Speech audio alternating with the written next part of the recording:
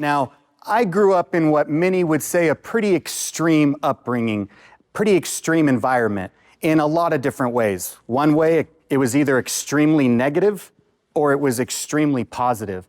But balance never really existed. From being abandoned by my biological mother at the age of 2 to then being raised in a family of true morals, but both very extreme sides.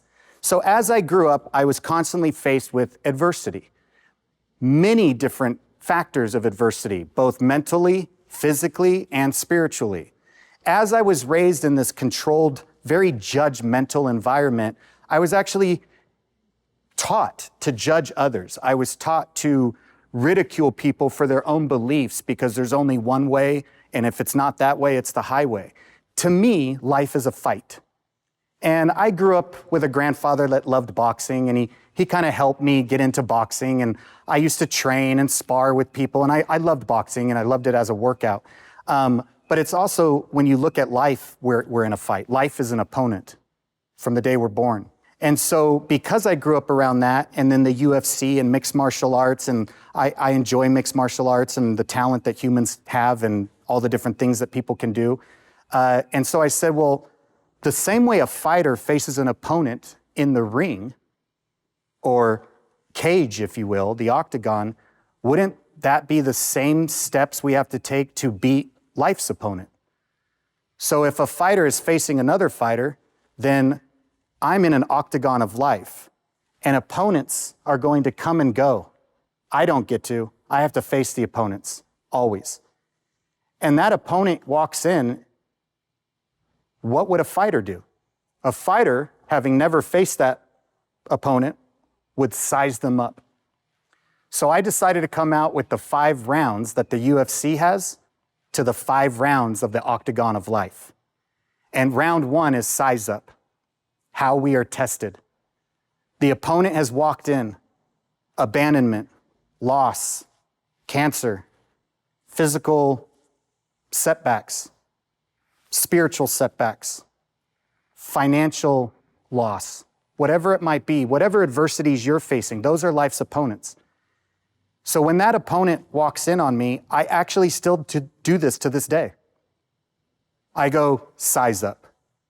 Let me look at this opponent. He's big. There's no question he's big. He moves fast, right? I also have to look at my surroundings to see where I'm at, what I can use to fight this opponent.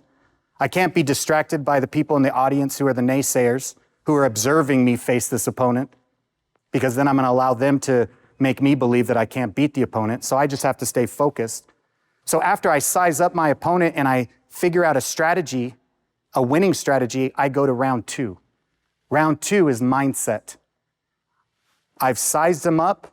Now do I have a powerful enough mind, positive mind, to now start developing my win, my strategy for the remaining rounds?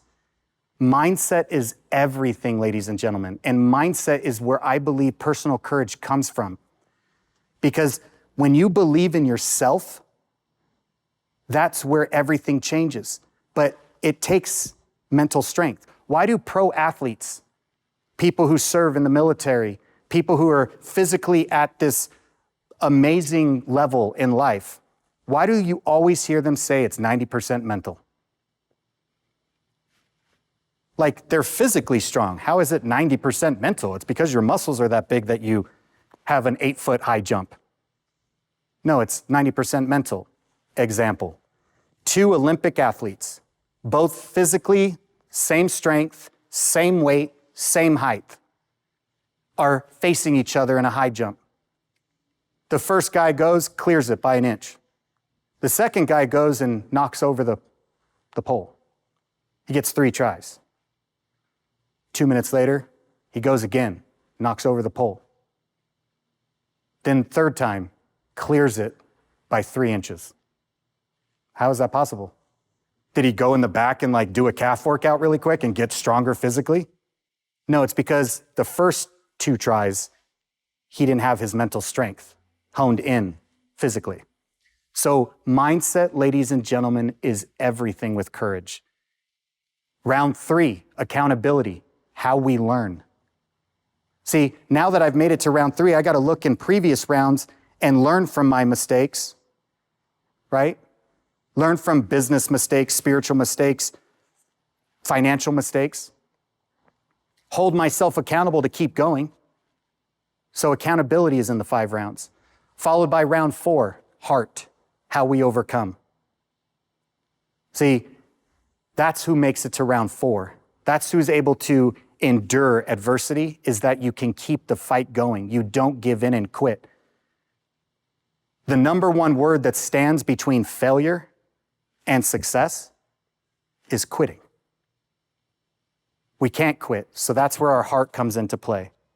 Followed by our final round, round 5, finish, how we win. We go relentless on the attack against our opponent. And that's how we succeed. Now, once you win, the key to our legacy is what we do with the success. See, a legacy is what you do with all the different things that you've learned and succeeded with in life, and how you can use that to help others. Rather than, let's say, COVID, right? COVID came into my octagon of life. Opponent, COVID. I had to size them up. Then I had to have a powerful enough mind to know I could beat COVID and I could figure out how to survive in my businesses and help others survive it. And then I had to hold myself accountable when I made mistakes and maybe got a little down because it seemed to not be going away and seemed to be affecting so many people. And I had to hold myself accountable to keep going. And then heart had to come into play. And then I finished and I've beat it. I feel like I've beat it. No matter what happens, I know I can get through it. Well, now legacy is, yeah, that's right. I beat COVID. You guys are getting totally taken by COVID. Like, I'm not. No, that's not a legacy. A legacy is, okay, how many people do I need to now show how I'm doing it, how I evolved, things that I implemented in my business to overcome that opponent? And that's where a legacy comes into play. Remember, you cannot lead others unless you know how to lead yourself. Are you a leader of your own life? If you think you're a leader, right? If you call yourself a leader, but no one's behind you following you, you're not leading. You're going for a walk. Well, besides this, that's empty. Just don't count that. But in other words, if you're leading, people are following, observing, and learning from you. Ladies and gentlemen, I appreciate your time today. It's an honor to lead.